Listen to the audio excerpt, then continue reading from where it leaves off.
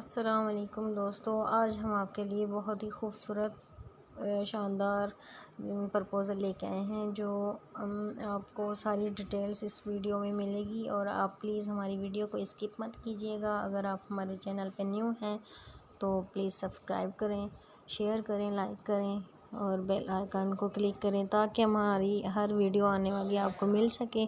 और इस लड़की की डिटेल्स आपको मिलेगी इस सारी वीडियो में। अगर आप एंड तक देखेंगे तो सुनिएगा कि ये लड़की मुल्तान के रहने वाली है। इसका नाम हुम्मा है और कास्ट है राजपूत। ये अच्छे घराने से बिलोंग करती है और इसके अब्बू हैं डॉक्टर। सो ये भी अच्छा हस्बैंड ढूंढ रही है। अगर आपको इस लड़की में इंटरेस्टेड हैं तो आप हमें कमेंट्स में बताएं और अपने लड़के की भी सारी डिमांड्स और डिटेल्स हमें कमेंट्स में दें। इस लड़के की डिमांड्स हैं कि लड़का जो है लैंडलॉर्ड हो, अच्छा खाता पीता हो, अच्छे घराने से बिलोंग करता हो। सो थैंक यू हमारी वीडियो पे आने का।